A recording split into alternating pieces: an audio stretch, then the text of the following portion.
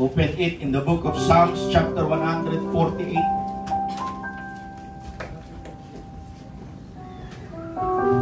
The Bible says, praise ye the Lord, praise ye the Lord from the heavens. Praise Him in the heights. Praise ye Him, all His angels. Praise ye Him, all His hosts. Praise ye Him, sun and moon. Praise Him, all ye stars of light.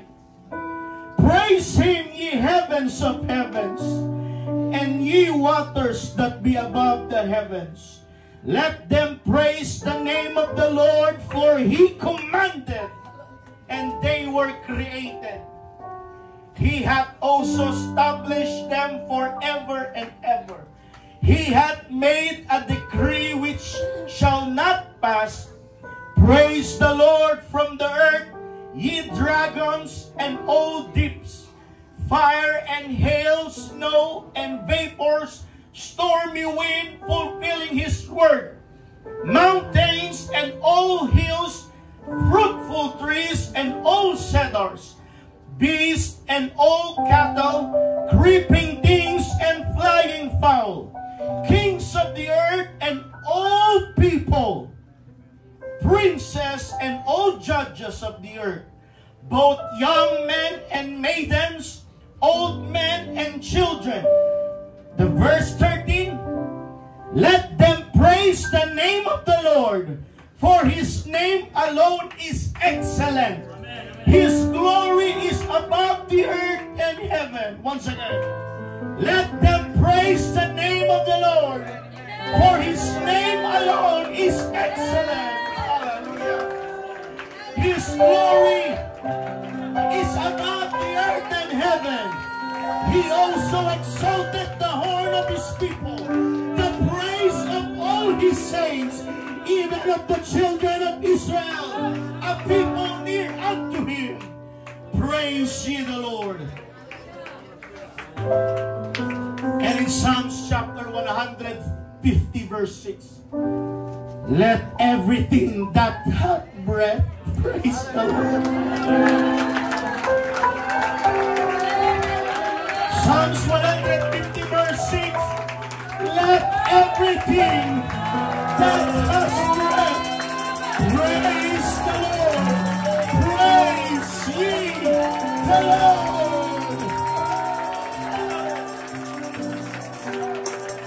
Oh God, your words are so much powerful.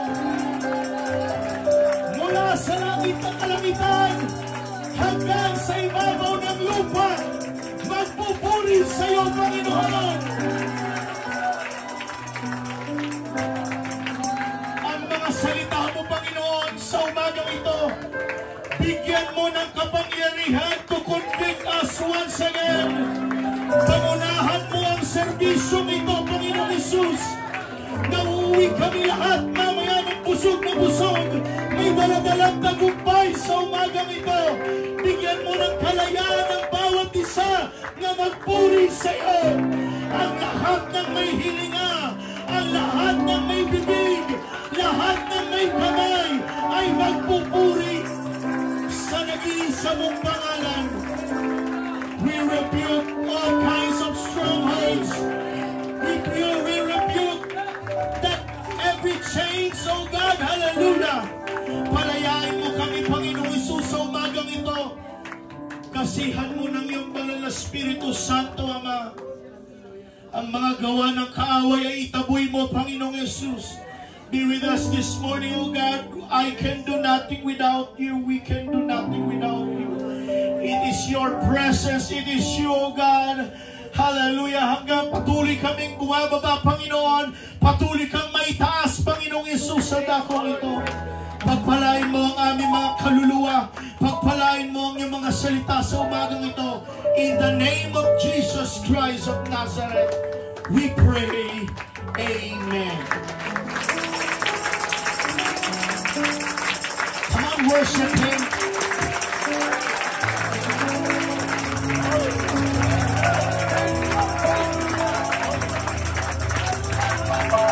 Come on, worship worship Him. Hallelujah. Come on at the back, worship Him. Kung kumikilala ka sa nag-iisang Diyos, kung ikaw ay nasa lugar na ito, purihin mo ang Panginoon. Hallelujah. Hallelujah. Hallelujah. Pamamagatan ko po ang mensahe ng Panginoon na nagsasabing, when creation worships, I worship louder. Amen.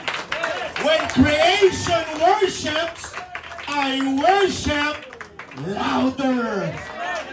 Come on, sabihin mo sa katabi mo, when creation worships, I worship louder.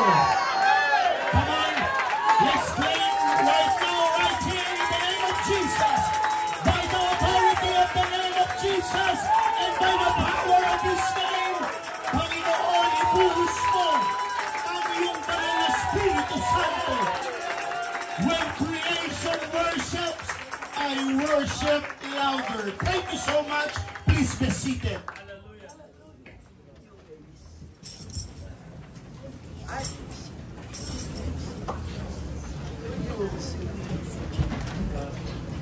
Everybody say, praise the Lord. Praise the Lord.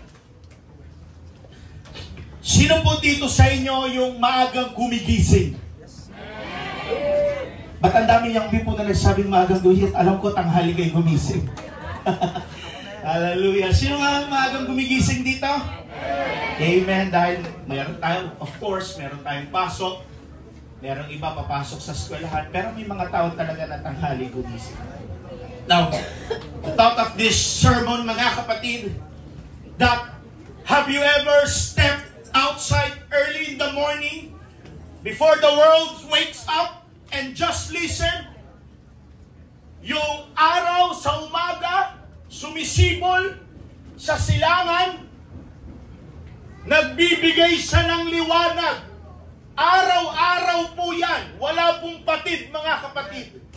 Yung mga kaluskos ng dahon ng puno, napapakinggan mo yan. Yung huni ng mga ibon na nasa puno, naririnig mo yan. At kahit yung ihip ng hangin, naririnig rin po natin yan, mga kapatid. And all of these things sings a silent song of worship.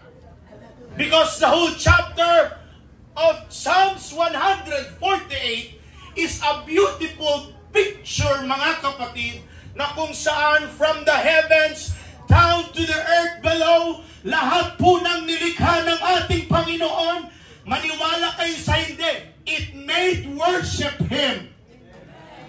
Amen. Mula sa langit hanggang sa kailaliman ng karagatan, hallelujah, lahat po yan ay nilikha ng Panginoon para po sa isang layunin, kundi sumamba sa ating nag-iisang Panginoon. And in Psalms 150 verse 6, there is a one explosive command that let everything that has breath praise the name of the Lord. Hallelujah. And if all creation worships, then how much more should we? Sa lahat ng nakakilala sa ating Panginoon, sa lahat po ng tinubos ng ating Panginoon, sa lahat po ng nakatanggap ng biyaya at habag ng ating Panginoon, ikaw higit ka sa puno, ikaw higit ka sa araw, ikaw higit ka sa mga ibon. How much more should we? Kung kaya ng mga bagay na yan magpuri, mas kayang mong magpuri sa Panginoon. Kung kaya ng mga ibon sumamba sa Panginoon, kung kaya ng mga araw sumamba sa Panginoon, ikaw may mas potential kang magbigay samba sa ating Panginoon. Mga kapatid, wala na pong paligoy-ligoy pa. The thought of this preaching sermon, ikaw ay mas higit makakapagbigay ng papuri sa ating Panginoon. Because you are the best praiser among all the creation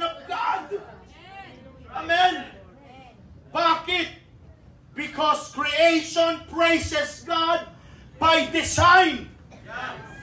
Pero tayo, listen to this, we praise God by decision. Ulitin ko. Because all of creation of God praises Him by design. Pero tayong mga tao, we praise God by decision. They were created to sing. Tayo naman, we are created to save, to sing. Ang tao may sarili kasing conscience. Ang tao kasi may sariling kalooban. Ang tao kasi may sariling nais. Na kung saan ikaw mismo ang magdedesisyon kung pupurihin mo ba o hindi ang Panginoon. Alam nyo ba? Na isa yan sa bagay na kung bakit humaling na humaling ang Panginoon sa atin. Given ang araw, given ang buwan, given ang puno, given ang mga bituin at anghel sa langit na nagsambayan. Ang araw at buwan patuloy na umiikot by its nature. Ang bituin patuloy ang nagbibigay ningning by its nature. Pero tayo, nagpupuri tayo dahil gusto natin. Amen. Kaya hindi tayo pinipilit rito, hallelujah, kung saan natin pong binibigay sa ating Panginoon ang mataas na pagsamba sa Kanya. Hindi ka pinilit dito, kusa mong ginawa yan, di ba? Hindi ka pinilit dito dahil kusa mong binigay yan. Hindi ka pinilit dito dahil kusa mong isinuko ang buhay mo sa Diyos. Amen. Ang sabi ni Joshua, kung ayaw niyong maglingkod sa Diyos, pumili kayo ngayon kung sino ang inyong paglilingkuran. But as for me and my house, we will serve the Lord. Kung ayaw nyo maglingkod sa Panginoon, bahala kayo. Pero ako at ang aking sambahayan, maglilingkod pa rin kami sa ating Panginoon.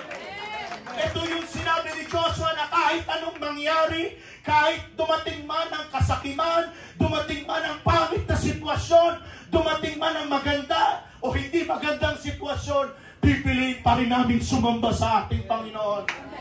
Bakit? Sasambahin lang ba natin ang ating Panginoon sa mga magagandang bagay, sa mga time na puro blessing tayo, mga kapatid? No! Sambahin mo siya kahit hindi maganda ang nangyayari sa buhay mo.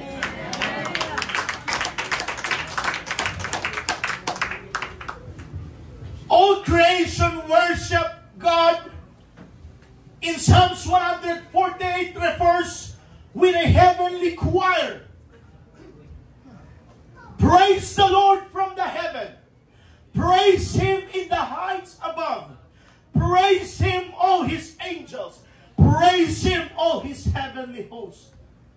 Ang mga awit na ito, mga kapatid, it goes down to earth from heaven, that He says, praise the Lord from the earth to the deep sea, hail, snow, mountains, trees, kings, princes, judge, lightning, hail, snow, clouds, stormy winds that do His bidding.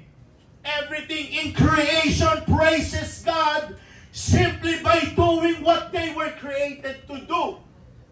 Ang araw nagbibigay liwanag, it says declaring His light.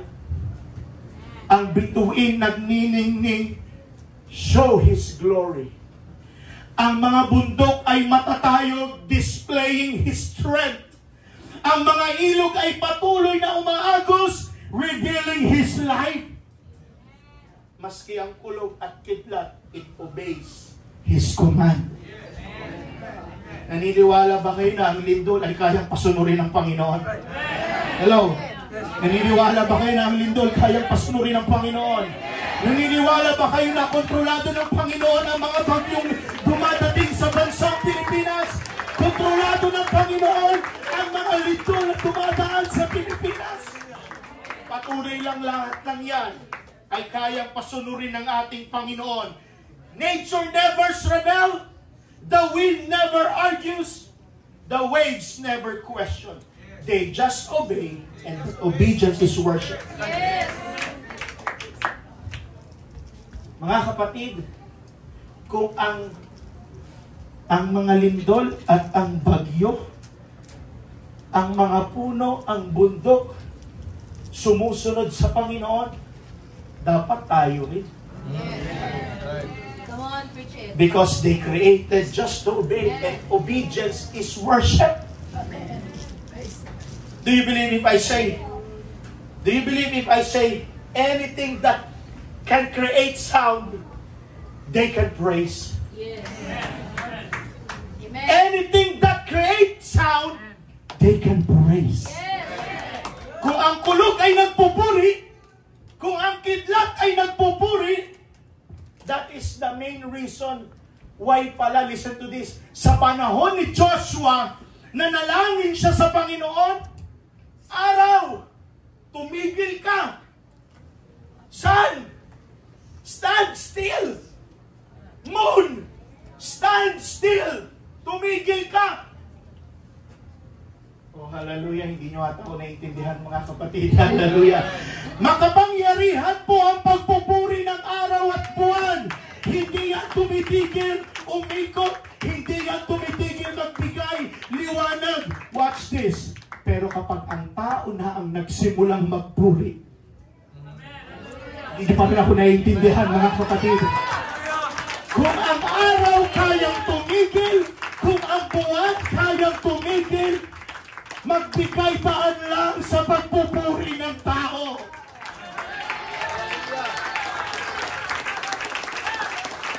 Kapag ang tao na nagsimulang magpuri, sumamba at manalangin, sasabihin ko sa'yo, mas makapangyarihan ang pagsamba mo kesa sa araw. Mas makapangyarihan ang pagsamba mo kesa sa buwan. Dahil sa mata ng ating Panginoon, mas maimportante ang pagsamba ng taong nilalang. When creation worship, I worship louder. Pwede bang purihin natin ang ating Panginoon?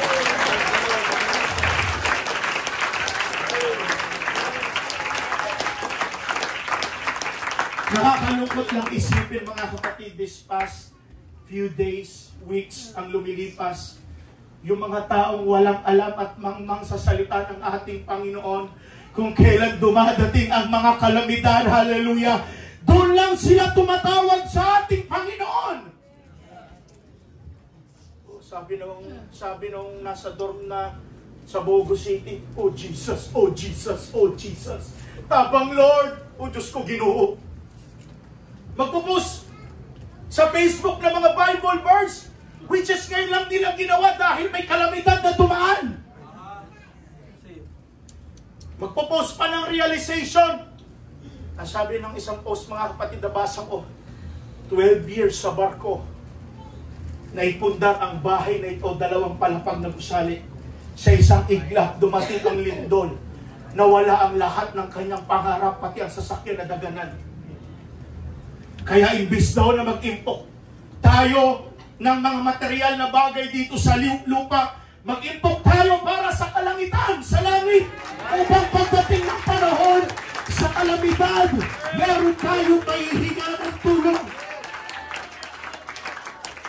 Yan, yung mga post ng unbeliever ngayon, mga kapatid, sabi ng Cebuano, tabang Lord, lindol, kahit yung mga kapwa natin Kristiyano mananampalataya sa somewhere in Visayas region, humihingi ng tulong sa Panginoon.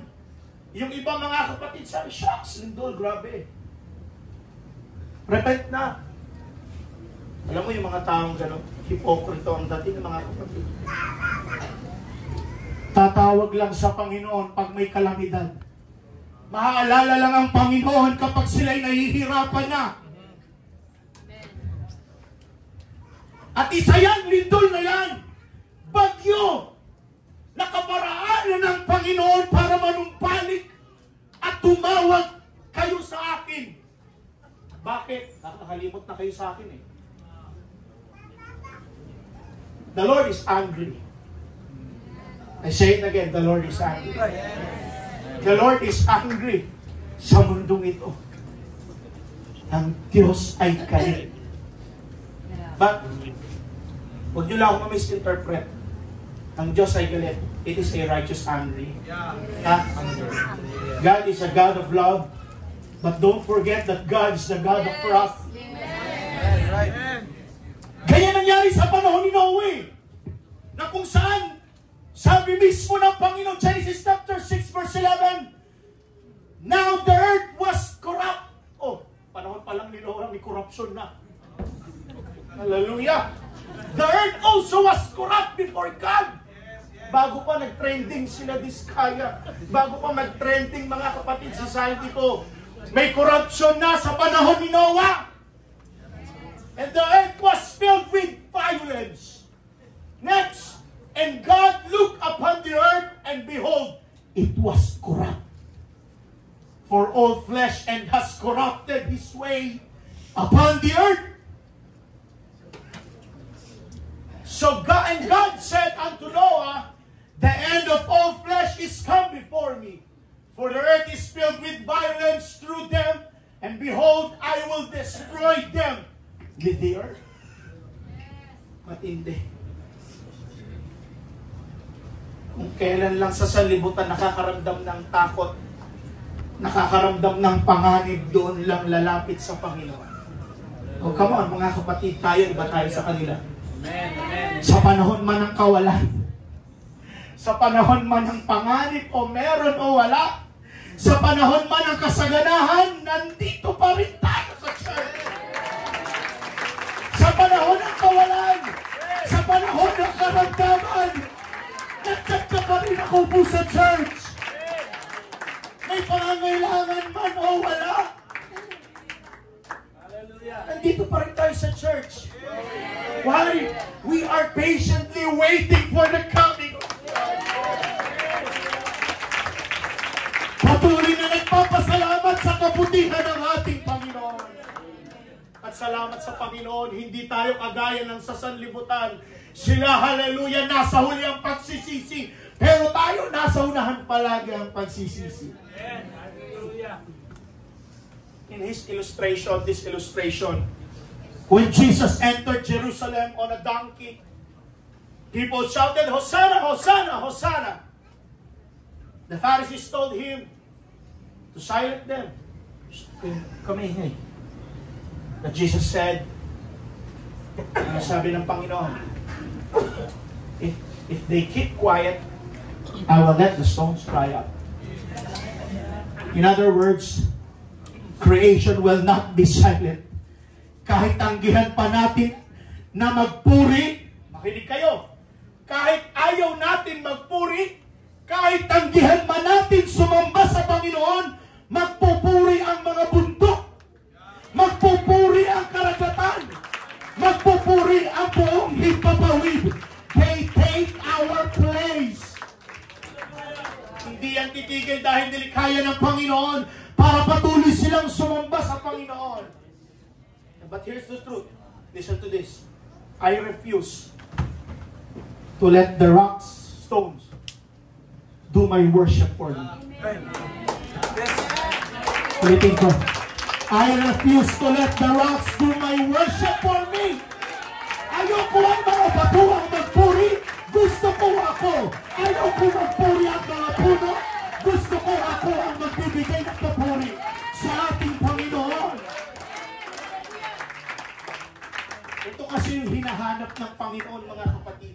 Yung nanggagaling talaga sa puso natin. Dahil gusto ng Panginoon, mga kapatid, na nagpupuri ang araw, ang entire solar system. Umiikot yan, walang katapusan. Million years na ang lumadaan. Hallelujah, umiikot pa din sila para sumamba. Marahil gusto ng Panginoon yan. Pero kakaiba at bukod tangi ang tao. Bakit? Nilikha tayo ng Panginoon ayon sa kanyang wangis. At gusto makita ng Panginoon yung sarili niya mismo sa kanya. Yun ang gusto ng Panginoon eh. Yung may reflection siya sa atin. Na nakikita niya na kahit ano man ang mangyari, magpupuri yan o hindi, okay lang. Pero tayo mga kapatid na nakakilala sa Panginoon, magpupuri talaga tayo sa ating Panginoon. Palakpakan natin ang ating Diyos. Come on, worship Him. Our worship should be louder because we've been redeemed. In Psalms 150 is the climax of all praise. Praise Him for His acts of power. Praise Him for His surpassing greatness. Let everything that has breath praise the Lord. Listen to this. Maganda itong sasabihin ko. Creation praises because God made them. But we praise because God saved us. Come on, all the creation of God. Creation praises because God made them. But we praise because God saved us. Tinubos tayo ng ating Panginoon. We are redeemed by His blood. We purchased by His own blood. Nabayubay ang ating Panginoon sa krus ng Kalbaryo. Pinagbayaran niya ang ating karumihan. Pinagbayaran niya ang ating mga kasalanan. We are redeemed by His blood. Listen to this. Ang mga puno, hindi yan nakatanggap ng forgiveness. Ang mga bituin sa langit, hindi yan nakaranas ng habag ng Panginoon. Ang mga ilog, hindi po yan nakasumpong ng biyaya. Bakit? Walang pakiramdam ang mga yan. Pero tayo mga kapatid, listen to this. Ni-rescue tayo ng Panginoon sa ating mga kasalanan. We are healed from shame. We've been washed by His blood. And we are Spirit-filled. Glory. Lalo ba pakiramdam yung mga yan eh. Pero bukod tangi talaga ang tao. Yes, amen. Bakit? Nakaranas kasi tayo ng forgiveness. Nakaranas kasi tayo ng tinatawag na grace. Nakaranas kasi tayo ng tinatawag na favor. Nakaranas talaga tayo ng tinatawag na mercy. Nakasumpong ba ang mga puno ng mercy? Nakasumpong ba sila ng forgiveness? Tanging bukod tao lang nakasumpong ng mga bagay na yan. So if creation sings, we have more reason to sing. Yes, amen. What is your reason why you are not worshiping? Come on. Come on. Say it. Ano ba ang dahilan bakit ayaw mong pumalakpak? Ano ba ang reason bakit ayaw mong ibuka ang bibig mo? Labas na yung litid ng song leader, ayaw mo pa rin magpuri? Ang reason? Kung yung mga araw-araw sumisinag, nagbibigay liwanag, walang patid yan, dahil it obey God's voice. Pero tayo, sa pilitan. Say it. Hirap pa ipabuka yung bibig. Pag sinabi ng pastor, hallelujah, kunti lang mag-hallelujah. Isa natutulog pa. Isa nakikipagdaldalan pa. Isa wala yung focus natin sa salita ng Panginoon. Yung focus natin nasa tanghalian na. Minsan ang ingay pa ng katabi mo. Dadaldalik ka niyan. Sa susunod na linggo, huwag ka na doon umupo, ha? Lumipat ka na. Kasi kapag hindi ka lumipat, mahawa ka ng spirito ng kadaldalan. Okay ba kayo doon, mga kapatid? Bakit? Meron po tayong mas higit na dahilan para kumanta. Meron po tayong mas higit na dahilan para sumamba. Alam mo mga kapatid, sa pang-illustration, in 2 Samuel chapter 6, when David brought the Ark of the Covenant, matagal pong ninakaw ng mga Pilisteo yun sa kanila. Yes. Pero eto na, dumating na ang pagkakataon. Pabalik na sa kanila ang Ark of the Covenant. David was dancing with all of his might to the point na nahuhubaran na siya. He wasn't concerned about his dignity or what people they say to him. Even when Michal mocked him, dinispise siya ni Michal. Asawa ko ba talaga to? Ang sabi ni David, ito maganda. I will become even more undignified than this. Ano ang sabi na nung ibig sabihin nun? Mas magpapakababa pa ako kaysa rito. In other words, wala na akong pakialam sa hiya. Basta mapuri ko lang ang Panginoon. Kaya mga kapatid, pag napupustos kayo, pag nag-i-speaking in tongues kayo, huwag nung isipin yung katabi mo, mag-focus ka lang sa Panginoon. Talagang hindi ka bababaan ng Holy Ghost.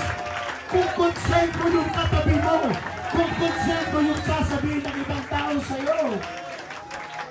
Yan ang reason kung bakit hindi ka binababaan ng Holy Ghost, kapatid.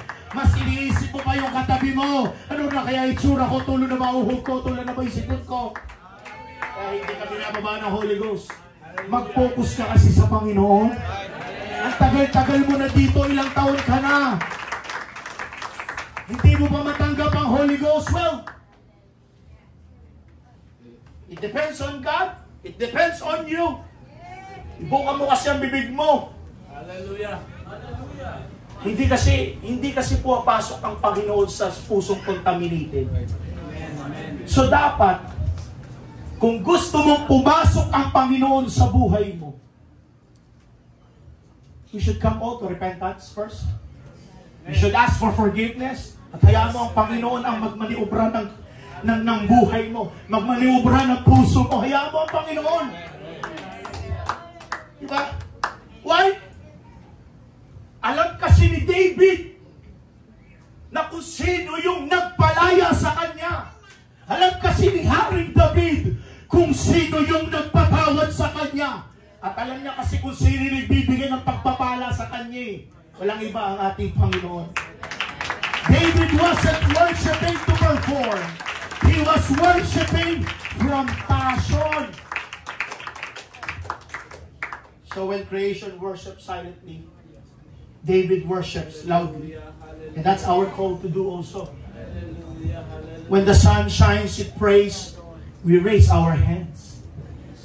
When the birds sings, we lift our voices. And when the waves crash, we shout, hallelujah. Because our praise comes from redemption, not just creation. Tandaan yan ha, ang pagsamba natin ay nagsisimula po dahil nung niredeem tayo ng Panginoon. Hindi dahil sa creation tayo ng Panginoon. Doon nagsisimula ang ating pagsamba. Alam niyo ba ang Book of Psalms? Diyan natin lahat kinopya ang ating mga pagsamba. Amen. Everybody say, praise the Lord. Praise the Lord. Loud worship doesn't mean noise. It means depth. When we say, I worship louder, we don't just mean volume. Para magkaalaman tayo. Hindi pag sinabi natin, I worship louder, hindi po ibig sabihin yan, volume, ha?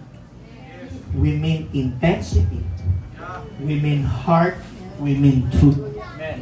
Minsan ito ang nakakalungkot, mga kapatid. Bakit? Makinig kayo. Minsan expressive pa tayo sa mga tao sa paligid natin. Lalong-lalo na sa panahon ngayon. Makikiraan lang ako, ha? Minsan mas expressive pa tayo sa cheering kapag may mga basketball games kaysa magbigay sa Panginoon. Bagong season na pastor yung NBA ngayon. Fan ako ni Lebron ngayon, pastor. Ba, hindi mo alam, pastor. Fan ako ni Lebron ngayon. Akala ko magre-retire na siya. Aba, kabisado mo pa?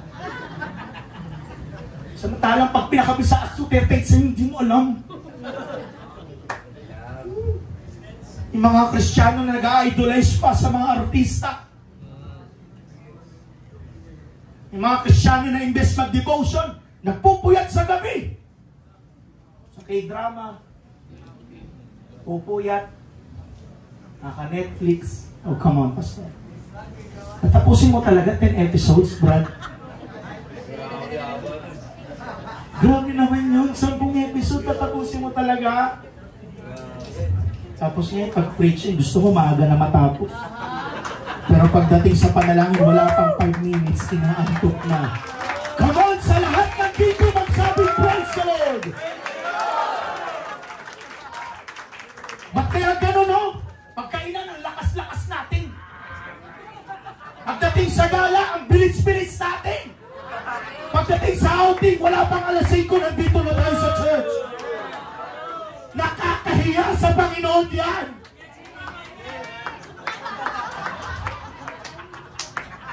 Sa kakapanood natin ng Netflix, pagtapusin mo talaga 15 episode isang gabi. Pero hindi ka maka 10 minuto umiyak sa Panginoon. Ba't kaya gano'n, no? Nature ata ng mga Kristiyano yun, no? Pagdating sa kainan, pagdating sa buffet, ang bilis-bilis natin, ang lakas-lakas natin kumain. Pagdating sa gala, alive na alive tayo. Bakit? Pinapakain kasi ang pita ng laman, eh. Pag-outing ng church, hallelujah, tingnan mo. Pag nag-announce tayo next year, baka mag-beach tayo next year sa anniversary natin. Magpustahan na tayo, Brother Arvin. Wala pang alas 4, dito na matutulog sa church yan.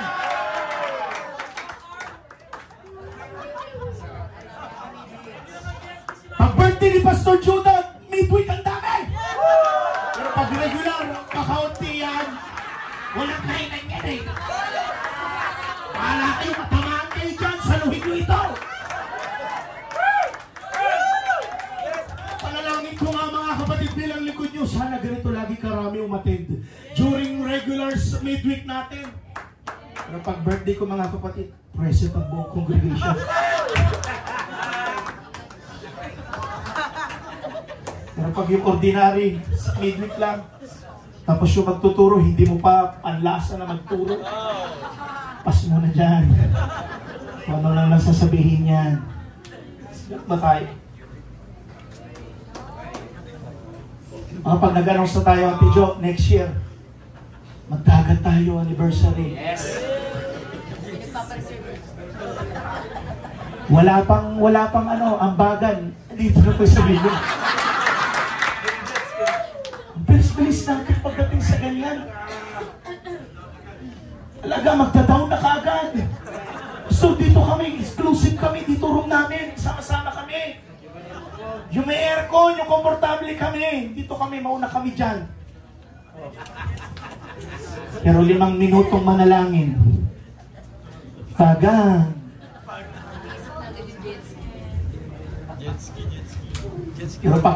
Pero pag usapang patayin ang pita ng laman. Fasting. Bible study tayo. Ang bagal mong bumangon. Problema. 7 p.m. yung midweek, 7:30 ka na minsan dumadating. 7:30 ng umaga ang devotion ng church. Alas 8 ka na dumadating, alas 10 ka na dumadating. Ano pa maabutan mo niyan? Hangin na lang. Bakit? Pag ganun, tanongin ko kayo mga kapatid, nakakaantok, nakakatamad, nakakabagot, nakakapagod. Ang ganda-ganda ng cellphone mo, pero sariling Bible, wala ka. Parang dami na tamaan. Naka 17 Pro Max ka na ata ngayon, pero Bible, hindi mo man lang dumampi sa'yo. Add-to-cart ka ng add-to-cart ng mga sasapi, pero hindi mo man lang ma-add-to-cart ng Bible. Except sa mga bago po dito, ha, na wala pa mga personal na Bible. Pero ikaw, matagal ka na sa Panginoon, wala ka pa rin Bible. Shame on you. Ramdam ko kung paano nyo tinatanggap na yung salita ng Panginoon. Ito mga young people! Diba malapit na ang conference nyo? Ito lang, pakiusap lang mga kabataan. Huwag kayo makisabay sa hype ng pagsamba. Kung pag-uwi ng mga bahay nyo, hindi mabago ang mga attitude nyo. Tandaan nyo ito, sasabihin ko, sayang registration kung walang mababago sa buhay nyo. Sasabihin ko sa inyo ng prangka, hindi mo kailangan ng youth conference para mabago. Kung sa simpleng devotion sa umaga, hindi ka makaluhod. Kung sa simpleng cleaners, kayo buong pamilya, tinatakasan mo pa.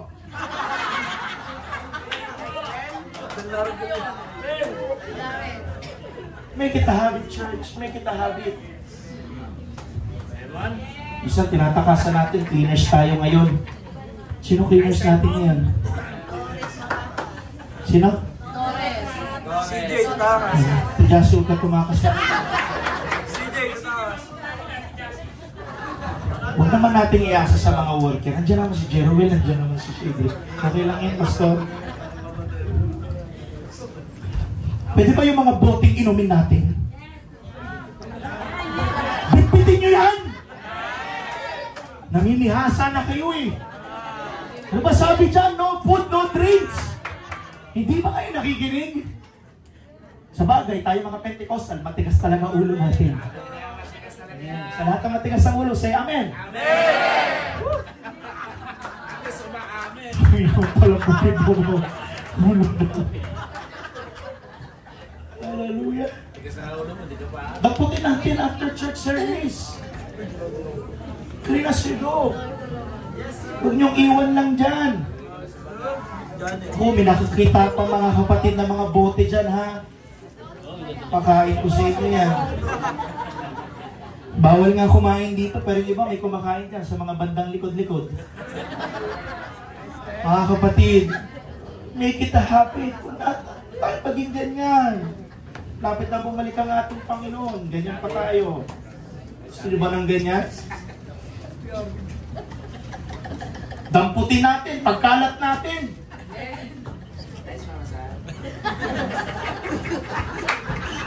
Hirap ba sundin na yung mga announcement natin? Sundin natin mga kapatid. Nagkakaintindihan po ba tayo? Nakikinig ba kayo? Palakpakan natin si Jesus. Louder worship is when your praise rises above your pain. When your hallelujah is louder than your heartbreak. Oh, hallelujah. Kahit ikaw ay broken-hearted, mas matindi pa rin ang pag-worship mo sa Panginoon. Kahit ikaw, not to the point na broken-hearted ka dahil hinuwalayan ka ng girlfriend o boyfriend mo. Broken-hearted ka dahil sa pamilya mo minsan. Broken-hearted ka dahil sa trabaho mo. Pero dapat mas malakas pa rin ang tinig ng pagsamba mo kaysa sa pagka-heartbroken mo. When your faith is louder than your fear. Yung sinasabi kasi, let everything that has breath praise the Lord. Makinig kayo. Kapag ikaw ay buhay, if you are alive, and if you are breathing, you are qualified to praise Jesus. Bakit may hinanga ka eh? Bakit buhay ka eh? Ibig sabihin, you have the means to worship Him. Bigyan natin ang maganda pang isang storyline, mga kapatid. In Acts chapter 16, Paul and Silas were beaten and thrown into dark prison. Their bodies were hurting. Their feet were chained, and yet, what did they do? Yes. About midnight, Paul and Silas, nasa bilangguan sila, mga kapatid. They are praying and singing hymns to God. And the other prisoner were listening to them. Nakikinig sa kanila ibang preso habang nag-aawitan sila. Habang nakakalaga ang kanilang mga paa, ang kanilang mga kamay, pero yung bibig hindi nagapos. Marami lang kinakanta nila, break every chain. Break every chain. Break every chain. Gapos sila. And then all of the sudden, mga kapatid, biglang lindol na dumating. Malakas na lindol. Nayanig ang mga pundasyon ng bilangguan. Kaya't nabuksan ang lahat ng mga pintuan. Lahat sila nakatakas. Ultimo, kahit yung isang warden, nagkaroon pa ng kaligtasan kahit ang kanyang pamilya. Because their worship was so loud, not in volume, but in spirit, that heaven responded. Makinig kayo, maganda itong sasabihin ko. They didn't wait for freedom to worship. They worship until freedom came. Wow! Hindi sila naghihintay sa kalayaan bago sila mapalaya, kundi nagpuri muna sila, sumamba muna sila until freedom came. Bigla na lang, biglang dumating ang malakas na lindol na yanig ang mga pundasyon ng bilangguan at pinalaya sila ng ating Panginoon. Wow! Glory, hallelujah. Alam nyo ba, pag nagpupuri tayo, nililiglig natin ang impyerno. Pag sinasabi po natin ang pangalan ng ating Panginoon, knock out si Satanas. Kapag pinupuri natin ang ating Panginoon, nayayanig ang troni ni Satanas. Bakit? When we say the name of Jesus, Satan trembles. Satan is afraid to the name of Jesus. That's what it means to worship louder than creation. Because the stars can't sing in the dark like that. Only redeemed people can.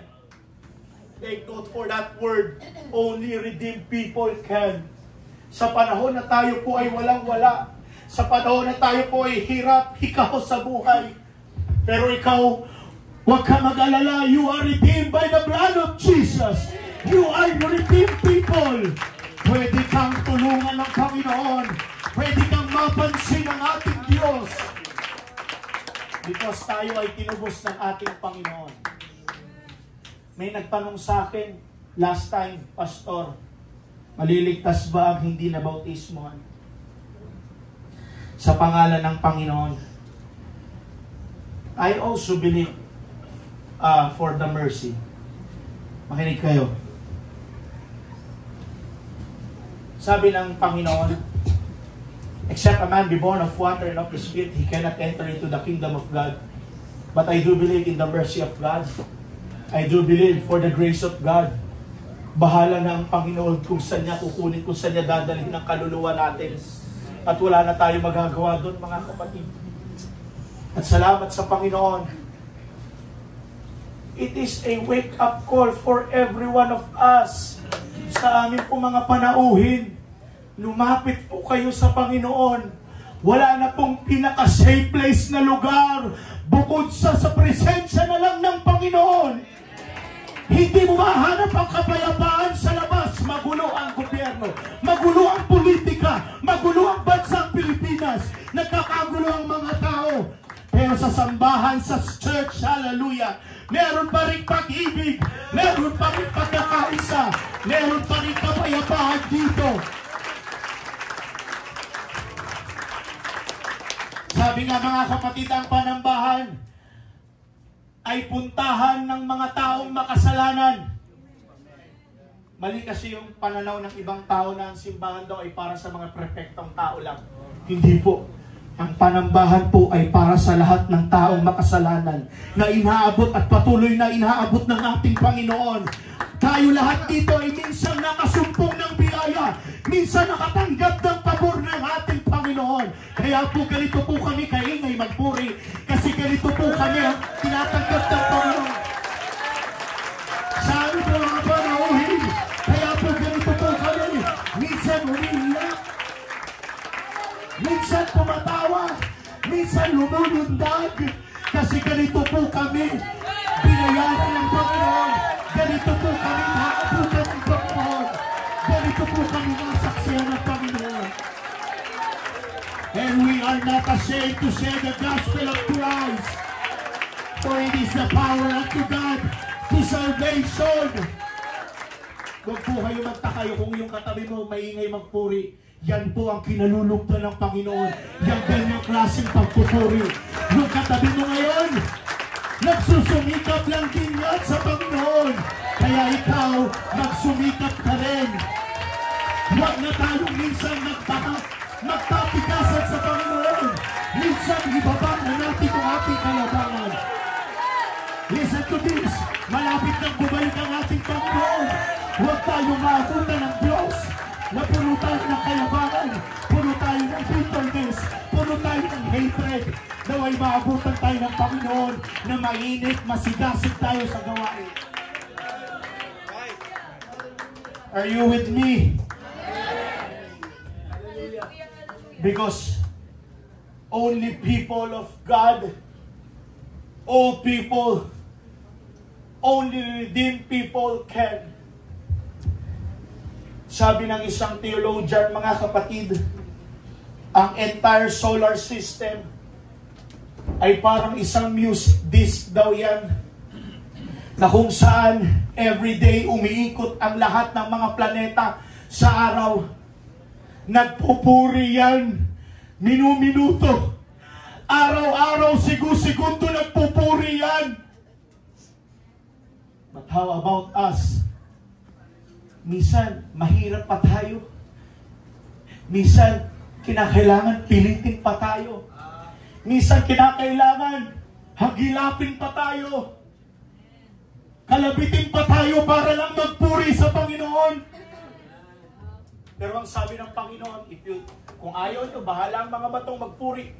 Sila ang bibigyan ko ng kalayaan para magpuri sa akin. Because the thought of Psalms 148 church is about sa lahat ng nilikha ng ating Panginoon, wala pong pinakaibang trabaho ang lahat ng mga bagay na yan. Yes, ang araw nagbibigay liwanag sa umaga yan. Yan ang trabaho niya. Minsan nagbibigay ng vitamin, ano yan? D. Nagbibigay ng vitamins yan. Maging ambuan, nagbibigay rin sa atin ng benepisyo yan. Pero ang pinaka-main purpose ng creation ng Panginoon para sa lahat ng bagay, listen to this, para magbigay ng pagsamba sa Panginoon niya. Para magbigay ng papuri yan. Pero tayo mga kapatid, I am talking to you right now mga kapatid, hallelujah. Saan ba tayo nilikha ng Panginoon ngayon? Ano ang estado natin sa harapan ng ating Panginoon? Sino tayo sa harapan ng Panginoon ngayon? Tayo'y minsan makasalanan, tinampot ng Panginoon sa karumihan. Binago ng Diyos. Nilagyan ng Diyos ng direksyon ng ating mga buhay. And we conclude ngayon, nasama-sama tayo nagpupuri sa ating Panginoon. Mga kapatid, kung may katigasan pa ang puso mo ngayon, huwag ka nang makipagmatigasan sa Panginoon. Palambutin mo na ang puso mo, kapatid. Manumbalik ka na sa Panginoon. Sa lahat ng ating mga backslide, hallelujah, mahal pa rin sila ng Panginoon. Tinatawag pa rin sila ng Panginoon. At huwag natin sila husgahan na may impyerno na yan. No! Lahat yan, nakatanggap din ng biyaya at nakasumpong din ng pabor ng Panginoon. Kaya tayo ngayon, mga kapatid, how to worship louder than creation. Number one, listen to this. Worship in every situation. Kapag sinabing lahat ng sitwasyon, whether it blessing or brokenness, let your worship continue. Continue lang, kapatid. Mabigat ang pinagdaraanan mo ngayon. Lubog ka ngayon. Wala kang pera ngayon. Let your worship continue. Creation doesn't choose when to praise. It just does. So should we. Hallelujah, hallelujah. Whether it be blessing or brokenness, naway ang pagsamba natin ay patuloy na. Minsan kasi ganito ang nangyayari sa atin, mga kapatid. Nagbabago ang ating pagsamba kapag tayo hirap sa buhay. Kapag walang pambayad sa upa sa Meralco, nagbabago ang ating pagsamba. Matamlay tayo sa loob ng church.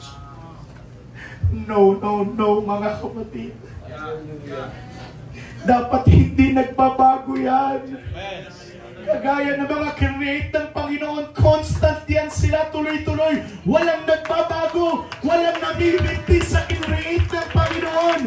So should we, tayo rin mga kapatid, dapat hindi nagbabago ang level ng pagsamba mo.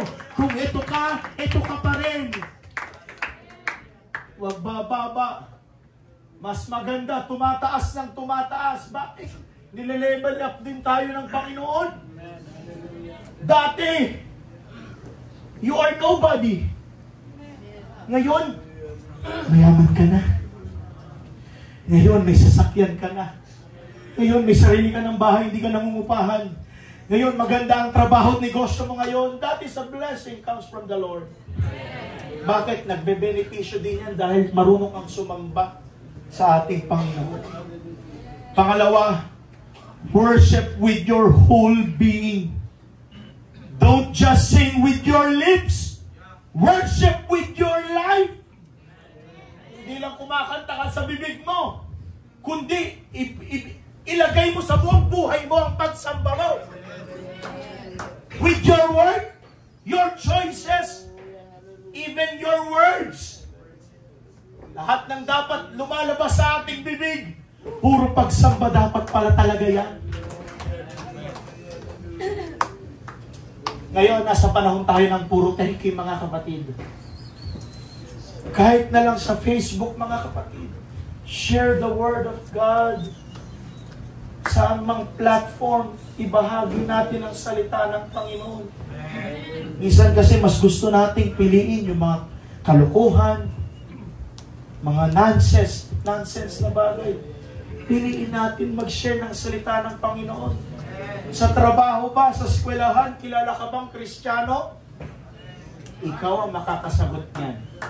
Sa bahay mo ba, mga paligid na kapitbahay mo, kilala ka bang Kristiyano? I am proudly to say sa mga kapitbahay ko, kilala po akong pastor. How about us? Sa workplace ba, kilalang Kristiyano tayo? Sa eskwelahan, mga estudyante, kilala bang mga Kristiyano tayo? O dalawa ang ating pagkatao? Hello?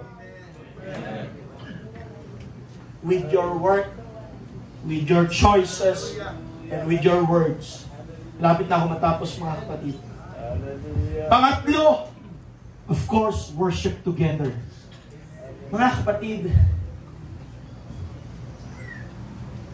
sa lahat ng may mga pamilya dito sa loob ng church, nanay, tatay, mga anak ko diba? Mga kapatid, bigaw kayo ng magandang tip. Magkaroon kayo ng bonding time. Magkaroon kayo ng prayer time. Ikaw na tatay, i-gather mo ang asawa mo. I-gather mo mga anak mo. Bago yan pumunta sa kanilang mga higaan, kwarto nila, dapat magkaroon kayo ng devotion.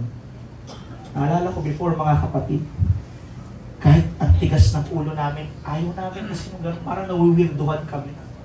Ginagather kami ni Papa, ni Pastor Joshua before. Tara na, halina kayo. Worship na tayo. Si Abby song leader. Si Jowas ang MC, si Abby. Si Jowas song leader. Si Papa mag-word of God. Para sa akin, it looks like weird. Kami-kami lang. Pero ngayon ko nare-realize, mga kapatid, ang importante ng mga ganung bagay. Importante pala yun! Bakit? Pinapalakas nyo ang bonding ng pamilya nyo. Bakit, mga anak? Wala kayong ibang matatakbuhan. Una sa lahat, pamilya nyo. Yung mga barkada nyo sa labas, kaya kayong iwan yan. Pero yung mga magulang mo, it stays with you. Magkaroon kayo ng devotion. Kung gusto nyo lang sundin. Pero mas maganda, effective po yan. I-gather mo. Kayo mga tatay, nanay, ilehans nyo ang mga anak ninyo bago matulog. Ako, ini-exercise ko, mga kapatid. Yung baby namin, si Anya, nililehans ko yan gabi-gabi. Panginoon, palakihin mo ito sa gawain mo. Kung hindi ka pababalik, marahil baka sa panahon nila bumalik ka, maabutan mo sila na matapat na naglilingkod sa'yo. na maibasa natin ang apostolik na turuan sa kanila. Worship together. Together kayo. I-gather nyo mga kapatid. I-gather nyo. I-gather nyo. Dito sa church, i-gather natin ang ating mga sarili. Pag sinabi, punta tayo sa altar, lapit tayo. Marapit na maputol to. Kakapaalala ko sa inyo, walang lumalapit.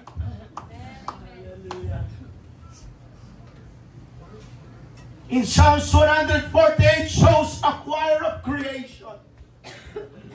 That's a picture of unity in worship.